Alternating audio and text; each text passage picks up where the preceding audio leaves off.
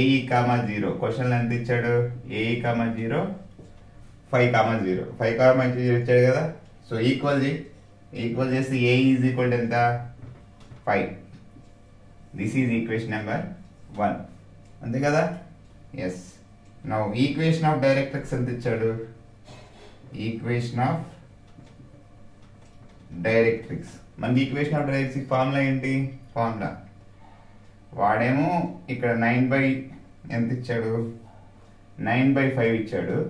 కానీ మన equation of directrix formula ఏంటి?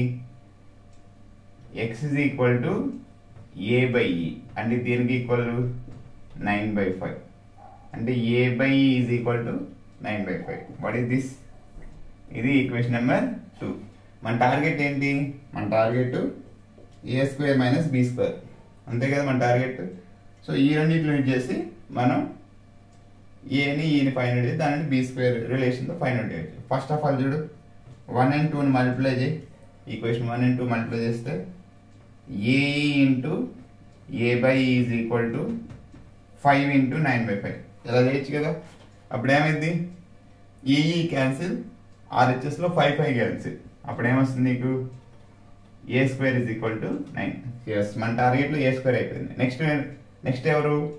b² కావాలంటే నో మనకు ఒక రిలేషన్ ఉంది కదా. ఏ relation? b² is equal to a² of e² - 1. ఈ రిలేషన్లో నువ్వు దీన్ని ఎక్స్పాండ్ చేయి. b² is equal to a² e² minus a². So b² is equal a² already ఉంది కదా. ఎంత? 5² మైనస్ a² ఎంత వచ్చింది? a² కదా 5² మైనస్ a² అంతా ఆల్రెడీ మనకి ఇక్కడ ఉంది కదా వాల్యూ 9 అంతే కదా. ఏముంది కథ? దాని నుంచి ఏమి రాయొచ్చు? So b² is equal to 16 అయిపోయింది కదా. b² ఈజ్ ఈక్వల్ టు 16 వచ్చేసింది. So a² is equal to 9, b² equal 16. So a² minus b² ఎంత అయింది? 9 minus 16. What is your answer? Answer -7 అంతే కథం.